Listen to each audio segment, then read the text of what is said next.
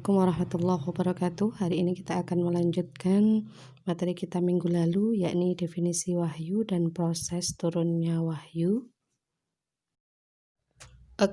Sub materi kita yang kedua yakni membahas mengenai wahyu, yang mana wahyu sendiri berasal dari kata waha, yuhi, wahyan, yaitu memberitahukan secara samar, tulisan, tertulis, utusan, ilham, kemudian perintah, serta menunjukkan isyarat. Sedangkan menurut istilah, jadi secara istilahi atau secara terminologi, wahyu itu adalah memberitahukan secara hukum-hukum syariat atau kalamullah yang diturunkan kepada Nabi Muhammad Sallallahu Alaihi Wasallam. Kemudian jika dilihat dari segi penggunaannya, kata wahyu itu memiliki beberapa pengertian. Yang pertama yakni wahyu yang berarti ilham atau intuisi, seperti yang termaktub dalam Quran surat An-Nahl ayat 68, wa auha rabbuka ilan nahli anittakhidhi minal jibali buyutan wa minasyajari wa mimma ya'rishun. Nah, jadi ilham, wa auha di situ yang ditujukan kepada lebah. Nah, itu merupakan intuisi. Itu juga termasuk definisi wahyu secara penggunaan tadi. Kemudian definisi wahyu yang kedua yakni wahyu dengan arti perintah, seperti yang termaktub dalam Quran surat Al-Maidah ayat 111, yakni wa id auhaitu ilal hawariyina an aminu bi wa bi rasuli qalu amanna washhad bi annana muslimun. Nah, wa id auhaitu di situ juga termasuk, dan ingatlah ketika aku ilhamkan kepada, yang dimaksud di situ adalah kepada pengikut-pengikutnya Nabi Musa yang setia. Itu juga termasuk wahyu dalam arti perintah. Definisi yang ketiga yakni wahyu dengan arti isyarat, seperti dalam Quran surat Maryam ayat 11, fa kharaja ala qaumihi minal mihrabi fa auha ilaihim an sabbihu bukratan wa asyiyya. Nah, di situ fa auha ilaihim.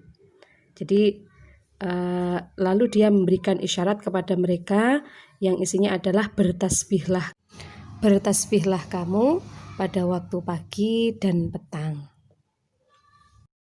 Kemudian ada lagi kata wahyu yang berarti bisikan. Nah, di sini seperti dalam surat Al-An'am ayat 121, penggalannya seperti ini. Wa inasyayatina la yuhuna ila awliyaihim liyujadilukum. Nah, di situ wa inasyayatina la yuhuna. La yuhuna di situ yang dimaksudkan adalah para setan-setan tersebut itu membisikkan kepada kawan-kawannya agar mereka membantah kamu. Jadi wahyu la yuhuna di situ maknanya adalah sebuah bisik. Maksud wahyu yang terakhir adalah wahyu yang berarti ilham, yaitu perintah Allah kepada malaikat agar mereka mengerjakannya. Seperti contohnya dalam Quran surat Al-Anfal ayat 12, di situ disebutkan idh yuhi rabbuka ilal malaikati anni ma'akum fathabbitul ladzina amanu fa ulqi fi qulubil ladzina kafaru ru'ba fadribu fawqal a'naqi wadribu minhum kullabanan. Nah, tadi idh yuhi rabbuka ilal malaikah. Yuhi di situ yang dimaksudkan adalah dan ketika Tuhanmu. Nah, jadi ketika Tuhanmu mewahyukan kepada malaikat, berarti wahyu di situ adalah maksudnya adalah ilham. Jadi memerintahkan malaikat untuk mengikuti apa yang diperintahkan oleh Allah, yakni berupa meneguhkan pendirian orang-orang yang beriman, kemudian memberikan rasa takut ke dalam hati orang-orang yang kafir. Yang selanjutnya yakni definisi wahyu secara istilahi.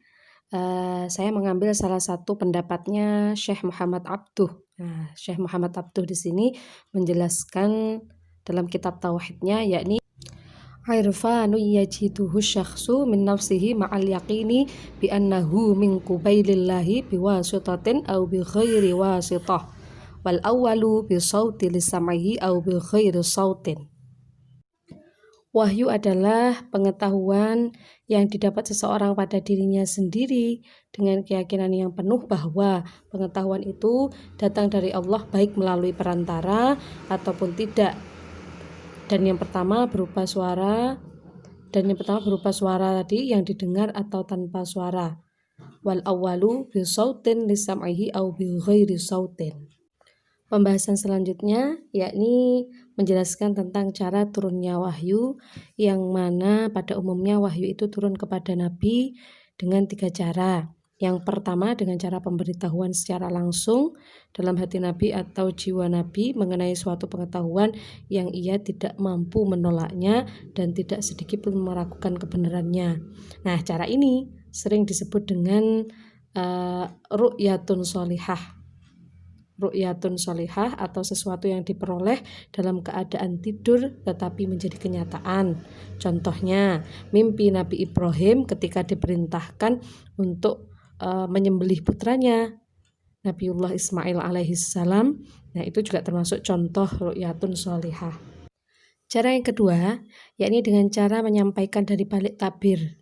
Dari balik tabir artinya wahyu tersebut datang secara langsung seperti dalam surat An-Nisa ayat 164, wa kallamallahu Musa taklima, dan Allah telah berbicara kepada Nabi Musa alaihissalam dengan cara langsung. Nah, jadi di situ penyampaian wahyu seperti ini secara langsung itu juga pernah dialami oleh Nabiullah Muhammad SAW. Kemudian cara yang ketiga yakni dengan melalui perantara malaikat Jibril alaihissalam sebagai pembawa wahyu. Jadi dalam hal ini kadang-kadang ada dua momen. Kadang-kadang yang pertama itu ada kalanya ketika Nabi Muhammad itu melihat malaikat Jibril dalam bentuk aslinya, atau kadang menyerupai salah seorang sahabat. Contohnya seperti sahabat Dihya bin Khalifah, atau kadang-kadang juga menjadi seorang laki-laki berbangsa Arab atau yang lainnya. Jadi datang secara langsung dalam wujud seperti yang dilihat langsung oleh Nabiullah Muhammad. Cara yang kedua, yakni Nabi tidak melihat malaikat Jibril, akan tetapi Nabi mendengar suara seperti gemerincing suara lonceng. Nah, itu seperti ada sebuah hadis yang diriwayatkan oleh Ibnu Sa'id dari jalur Abi Salmah al-Majishun, itu juga pernah menyampaikan bahwasannya wahyu itu datang kepadaku dengan 2 cara, yakni ketika malaikat Jibril itu datang dan menyampaikan wahyu kepadaku sebagaimana seseorang yang sedang menyampaikan berita itu kepada orang lain, dan ini tidak membuatku takut. Nah, kata Nabiullah Muhammad begitu. Jadi wahyu yang kedua ini diterima Nabi melalui malaikat Jibril, tapi Nabi sendiri tidak bisa melihat malaikat Jibril. Demikian tadi penjelasan dari saya untuk materi hari ini tentang definisi wahyu, mulai dari definisi secara etimologi maupun secara terminologi. Nah, kemudian pembahasan kita yang kedua yakni membahas tentang tadi cara wahyu turun kepada Rasulullah SAW. Oke, mungkin itu saja yang bisa saya sampaikan. Kemudian untuk penugasan, silahkan mengunjungi website madrasah untuk mengerjakan beberapa tugas-tugas yang perlu diselesaikan. Akhirul kalam, wallahul muwaffiq ila aqwamit thoriq. Wassalamualaikum warahmatullahi wabarakatuh.